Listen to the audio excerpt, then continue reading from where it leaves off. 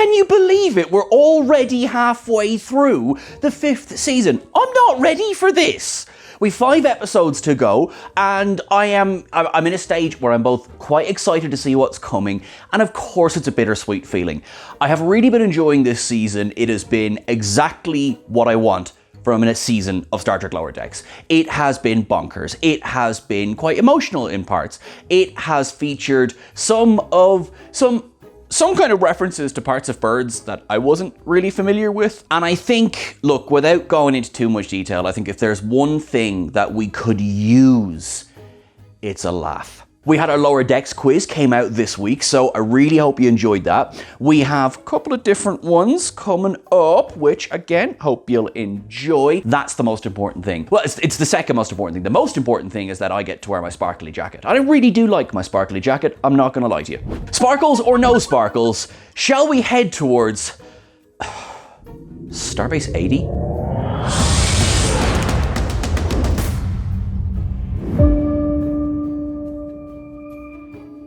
Yes, the long discussed, the disgusting Starbase 80 arrives finally in this episode, and oh, it delivered. It delivered. But before we do any of that, what we do is we are introduced to our lovely crew. Lovely crew. Now you're kind of going, Sean, what are you already having a hum and a haw about? Okay, so yay Tendi, yay Rutherford, yay Boimler, yay Mariner. I'm starting with a down this week, and that down right there is the lack of T'Lyn. I've got to be honest with you, I miss her, and I would have loved her in this episode. Now, this is a fairly zany episode, and there's a lot going on. I think the A and the B plots are very, like they tie together so well that I think, you know, much better, for example, than last week's A and B plot. They were two completely separate ones. These two really complement each other well. But yeah, where was T'Lyn? So that was a down for me. Don't worry, really enjoyed the episode other than that. And I'm really enjoying this new take on Mariner. You're probably gonna broken record, Sean's happy with Mariner again. Well, compare it to this time last season and doesn't it make a lovely, fresh way of looking at things? I love just how she's throwing herself into her duties. Like, she feels like she's really settled into herself. But she's still very much herself, which is why she kind of goes like, ew, not when you put it like that. When Tendi calls her a seaweed girl, that was an up from me. Really enjoyed that, because I just love them bouncing off of each other. They're all in wetsuits as well. And of course, sorry, second up, it's over to Mustache Watch. I counted 1, 2, 3, 4, 5, 6, 7. Okay, it looked like we had 8 hairs on each side. We had the mustache. We had a little scro tee this week, which I'm not going to lie to you, I sported one of those when I was a bit younger. I think we all did. Maybe it was just me. And also, very importantly, 3 chest hairs. That was an up. I just love the fact that Mariner is reveling in the fact that granular science is what Starfleet is all about. Taken up, because Starfleet isn't always battles, and in fact, predominantly isn't battles. Sure, we've got an awful lot of those in recent years, and I'm not saying I haven't enjoyed them. Really, like Such Sweet Sorrow Part 2 is still like, oh my god, this is so awesome. So is the battle with the Texas class, all of those. But Starfleet is the day-to-day, and particularly the Cerritos, which is the second contact, or, you know, sometimes you get to choose, and Boimler says, I'm not going back there till the 10th contact. It's nice just to see, today we're gonna scan some rocks, or we're gonna get into a wetsuit and dive onto an ocean planet. Pisca's 9. What a name. Half of the Next Generation was Archaeological Ruins of the Week, or having a chat with Ambassador of the Week. And I do love that Star Trek as well. So, long story short, that gag of Starfleet is just granular science. Loved it. That really works for me. Ollie is. What are you doing getting water in the carpet on the bridge? This is why they got rid of carpets. Now we know. The Cerritos is the reason that the Titan A and the Stargazer didn't have carpets on the bridge. Now you know. Now you know who to blame. The reaction, of course, we have a problem with the nav controller, we drop out of warp, the only starbase in range is Starbase 80. Oh, damn! Oh, never gonna not find that funny, sorry. And of course, even the mention of Starbase 80 is so triggering for poor Mariner, because remember, she got abandoned there by Freeman, who does apologize. But yeah, she's got trauma, she's not going back. She even dives over, falls on her knees and goes, no! Enough for Ransom to go, are you going to do that the whole way there? taken up. Sometimes I just like the silly jokes. We arrive at Starbase 80, and I have to say, I really like this design Actually, you know, I said like, as per usual, stick around for citations and observations. There's one shop on Starbase 80 that was 2 pages of notes. Just so you know. But yeah, we arrive at the Starbase, and it's got that lovely mushroom era design, and I dig it.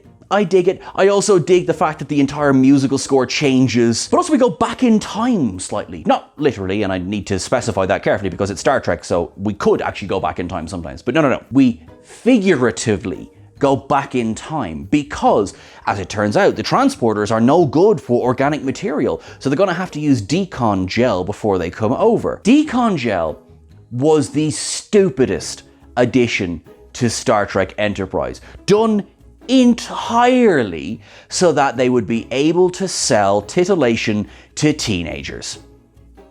Take it up from me. If you can't laugh at yourself, and that's something Lower Decks does so well, and this entire scene is a complete and utter send-up of all of those decon scenes in Enterprise, even Boimler going, check me out, I'm a complete T'Pol over here. Awesome, absolutely loved it. Ransom getting a little bit... Ransom likes the gel.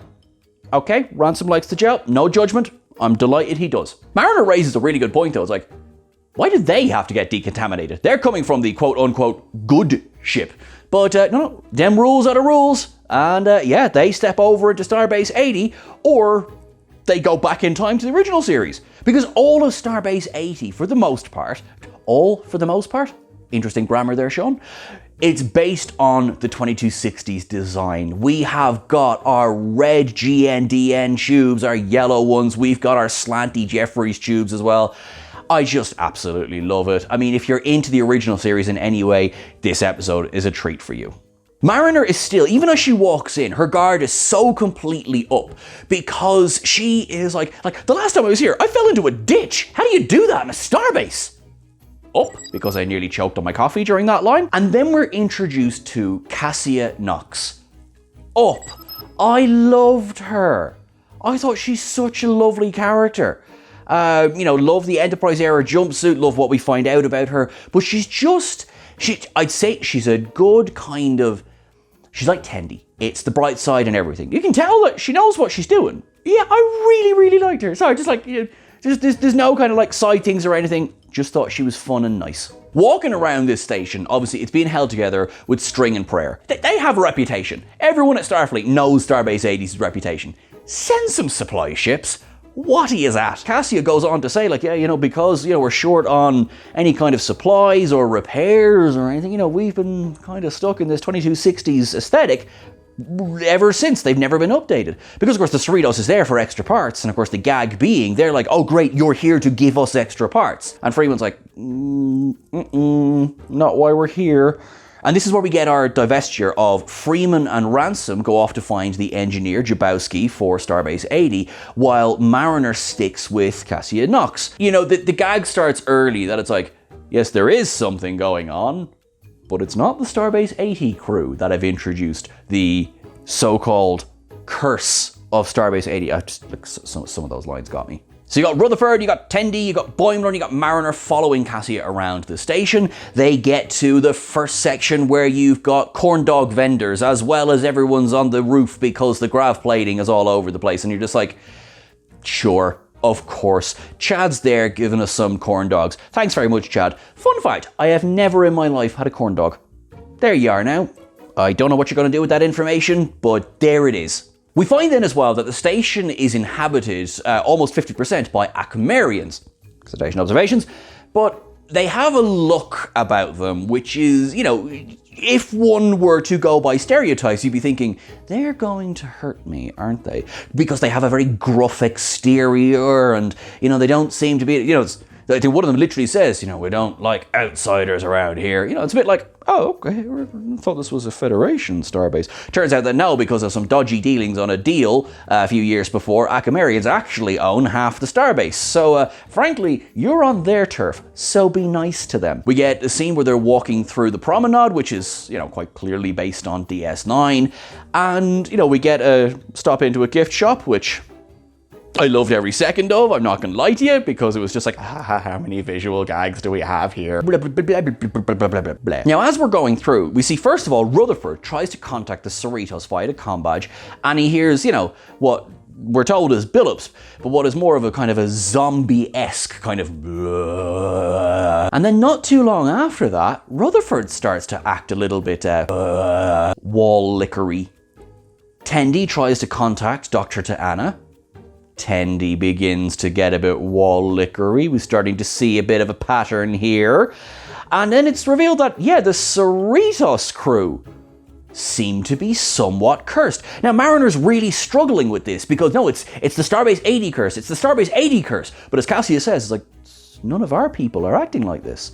This is your crew is acting like this. And you can see Mariner's like, does not compute. They get as far as the sickbay with, oh my God, I love Dr. Horseberry so much. Take it up, Dr. Horseberry. Do you know what? Take it up. Because I love the reveal that he's kind of got a Tarchanan parasite in him, because why not? And of course, Cassia says, I was wondering if you were going to mention he's British. Cassia's so nice. She's just so nice. Like, even Mariner, she's not rude or anything, but he's like, does anyone notice the fact that I've got like a Tarchanan parasite? And Mariner's like, it's a little bit noticeable. But she's not being rude. She's not being rude, I will say that. This is where it sort of explodes, and she's like, no, hold on. This is you guys, you're doing this. And she ends up fisticuffs with Cassia Knox, who at this point reveals that she is an Elorian. And now, I will go a little bit more into Elorians in the Today's Observations, but here, she delivers two of my favorite lines of the episode. She says, oh, I'm an Elorian. So Mariner goes, oh my God, you're like 400 years old. And she goes, no, I'm like in my 30s. I just pay attention. Up. Because brilliant, nice and simple. And then the second one is when Mariner goes, a young Elorian is just a normal person. Where's the lie? Taken up. They are interrupted from their fighting by Boimler, who has just used his comm badge, is the next one to succumb to the 80! Taken up. Sorry, the 80 is just a brilliant description. And then, it's pretty much confirmed that there is something connecting all of the Cerritos crew via their comm badges, because as Cassia highlights, they use wall-mounted communicators, which is why they're not being affected. Something's going on with the Cerritos computer core, something that's connecting them all.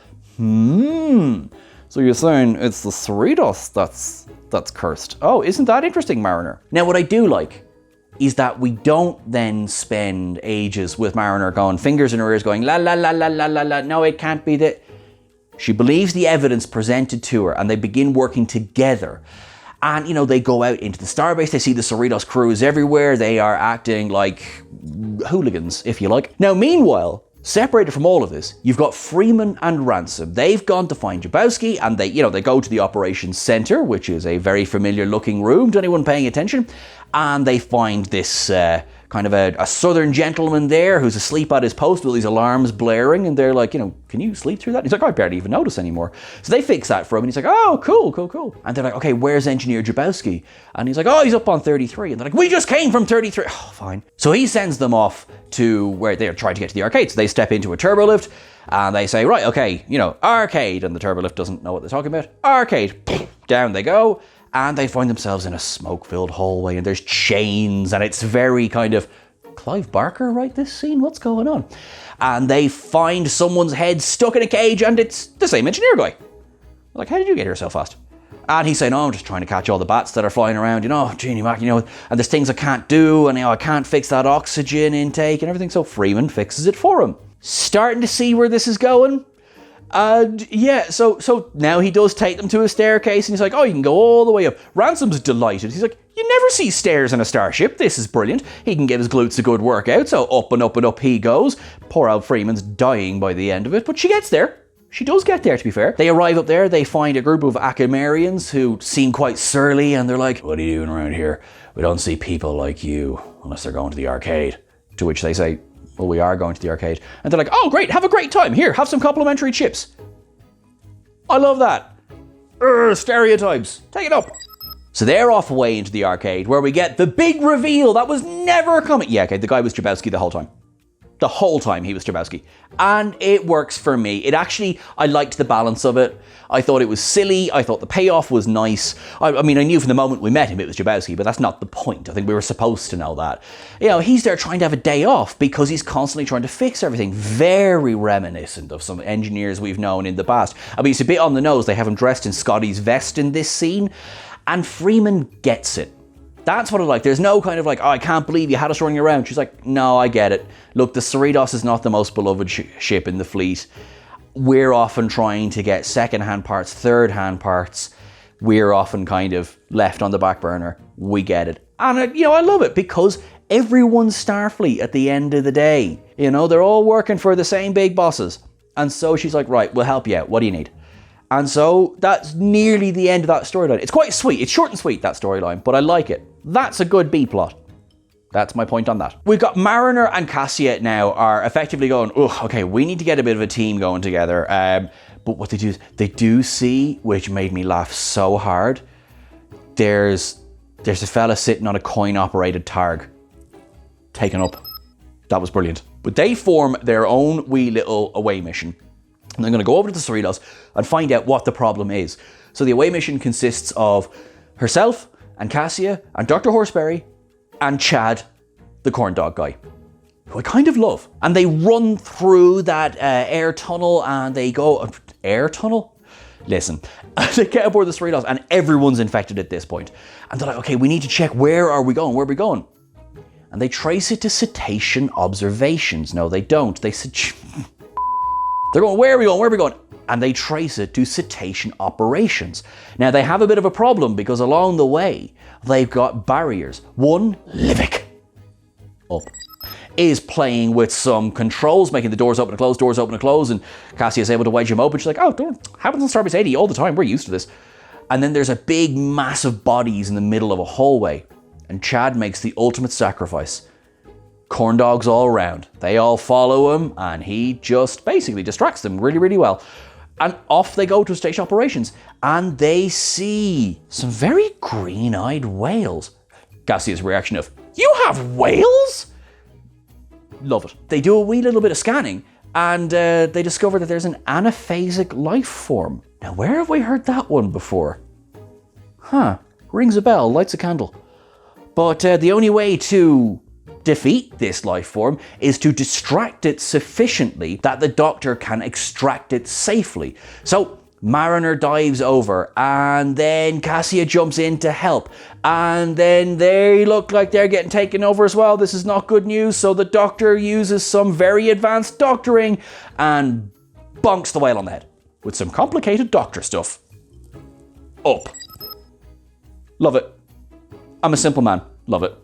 He literally whacks the anaphasic life form out. Brilliant. We are then introduced to this life form. It is, in fact, a lower decker anaphasic life form, which was so silly and just works for me. So deadpan in their delivery of, I hope that I have impressed my bosses, because frankly, sometimes they can be dicks. And yeah, there's just this understanding, and it's great. It's all just a misunderstanding. Everyone's friends again. Everyone's fine. There's no great injuries. What a good life. And what I really like about it is that this seems like it's just any other day on Starbase 80. But Cassia says a line that really made me just warm inside. You're running around, you're seeing all this. It's the Cerritos that brought the problem, not Starbase 80. And as Mariner is sort of complaining about Starbase 80, because remember, she was posted there, and as she said, she thought it was her rock bottom. And Cassia goes, Starbase 80 is for second chances, which is taken up. And the course of the episode proves that to be correct. It is a place for second chances. It is an idea that even the worst of us, in terms of how well we do our jobs, might not be the best. But this is a place of no judgment, a place where everyone's just doing their best, and everyone has everyone else's back. So that is my Latinum Up of the week. It was just a really nice takeaway from this episode. I also love the terrifying ending as well. Like, everything's wrapped up neatly, everything is great, but no, Freeman and Ransom are still down the bottom of Starbase 80. They're trying to capture all the bats, and there's one giant one that still needs to be captured, and they're using a dustpan and brush. Up. My friends, would you kindly join me at Cetacean Observations?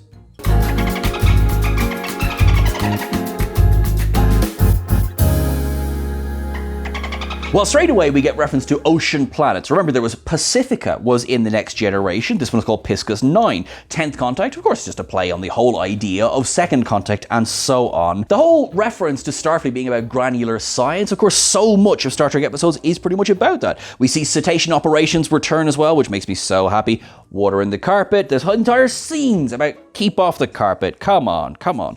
The Captain's Conference on Casperia Prime. Sure, how many times was Picard supposed to attend a Captain's Conference? The reference that it would take 400 years on Impulse to reach DS6. Couple of references here. One, Deep Space Six. But then also, we have the fact that it would take so long to get there. This, to me, feels like a play on that scene at the end of DS9, A Time to Stand, when the Jem'Hadar ship that they're on, the warp coils are fried, they're only going to travel as Impulse, and they all look at Bashir, who says it will take about 17 years to reach the nearest Federation outpost. I've always loved that scene. It's quite grim. Mariner's Long No, very evocative of the Wrath of Khan. And in fact, speaking of the Wrath of Khan, we see the Starbase 80 design. Now, the Starbase 80 design, the James Horner, the slapping the strings of the string section of the orchestra playing over that was just like inspired. Very Mutara Nebula score scene. But the design seems like a mix of Starbase 6 from the original series. Obviously you see the inspiration of Space Dock there as well.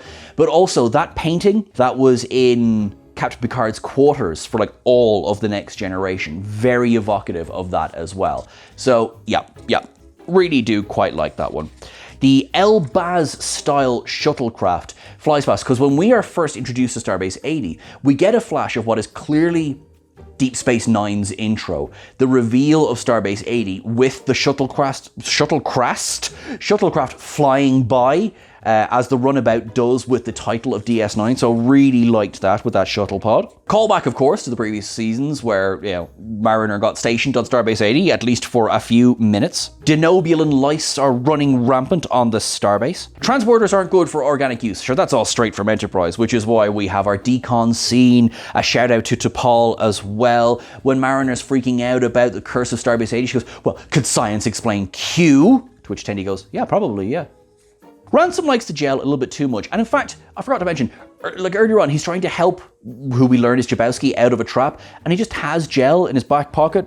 I don't really want to go into any more detail on that one. The TOS design of everything, the Goes Nowhere Does Nothing tubes, the Jeffries tubes, the Enterprise era jumpsuit that some of them are wearing. There's like older model units. Some look like the M5 computer, some just like your standard computer units on things like, the original Enterprise. Mariner says she'd rather do holodeck waste removal than this. And, in fairness, those dark green jumpsuits you would have seen in the original series, Next Generation, and so on. Not many upgrades since the 2260s. It's retro cool. Remember, folks, check out our retro ups and downs. I don't often mention those, and I probably should, because we really enjoy doing them. The wall communicators, of course, which were all throughout the original series, and of course, think of episodes like Trials and Tribulations as well. That Operations Center, where they meet Jabowski, is effectively the TOS bridge.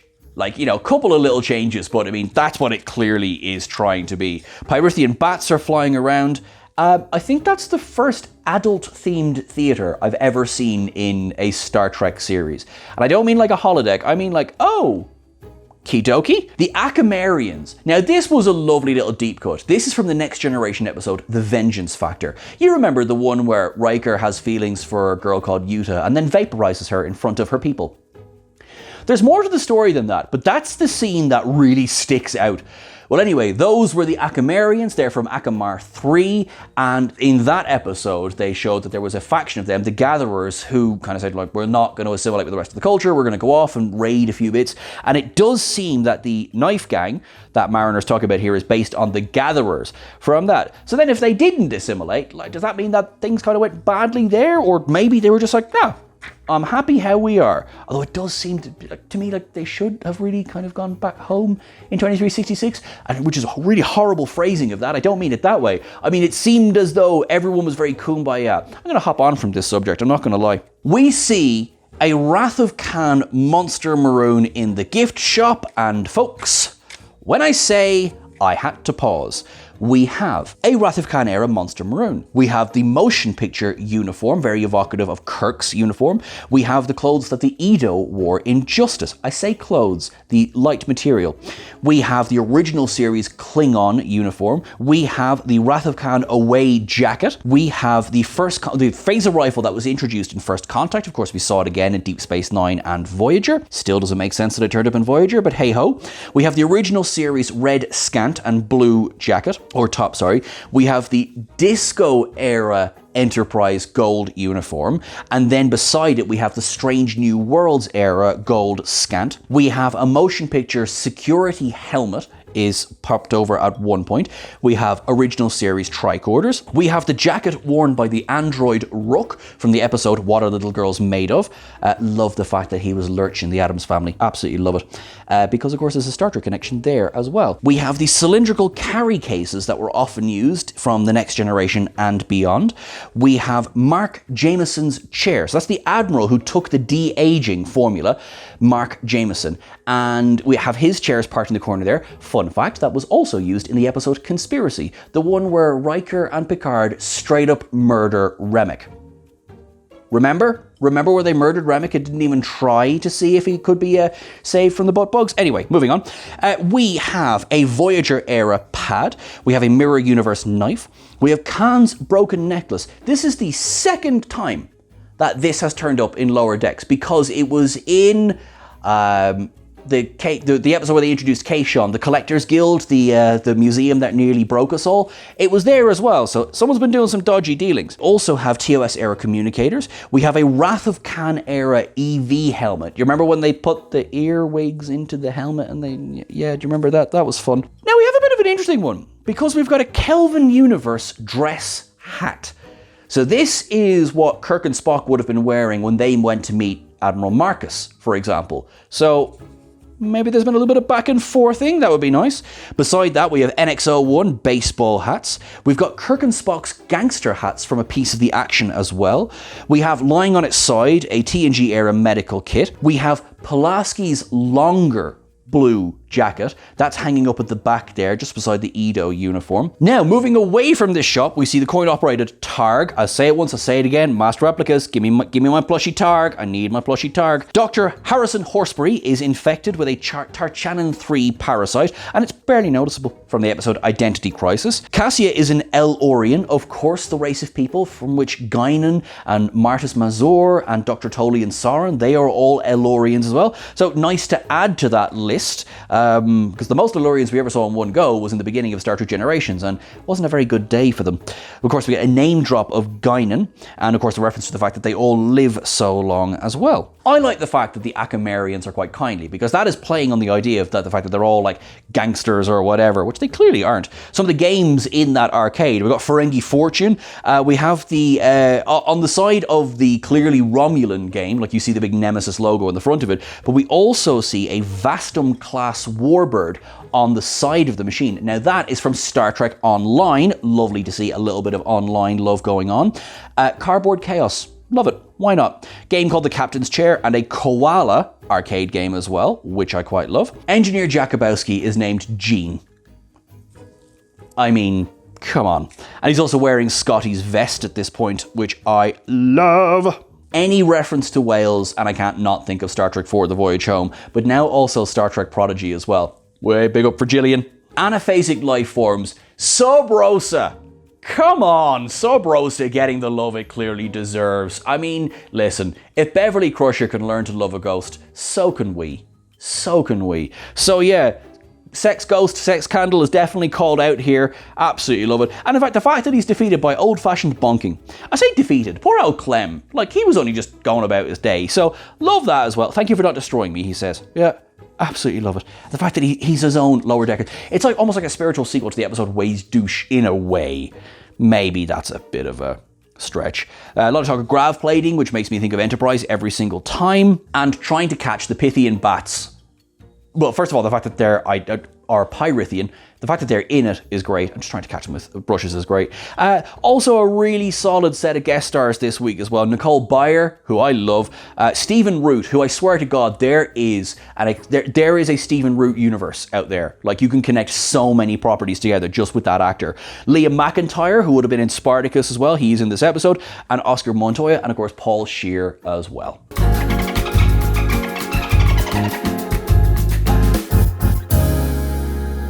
That is everything for our list today, folks. Thank you so much. I hope you enjoyed this episode as much as I did. I thought it was a lot of fun. I thought it was just silly, and I thought it's what we all needed right now at this time. So let us know what you thought in the comments below. Please don't forget to like, share, and subscribe. It makes such a difference when you do. Honestly now, it really, really does. We will be back, of course, next week with the next episode of Lower Decks. We will have another quiz coming on Tuesday, so keep an eye out for that. Hopefully you can make the premiere, but if you can't, no worries. They stay on the channel. You can play it whatever time you like and test your own knowledge. I am loving seeing the messages come through on that. So please have fun. Until I see you again, make sure that you live long and prosper. I will talk to you very soon. Thanks so much for stopping by.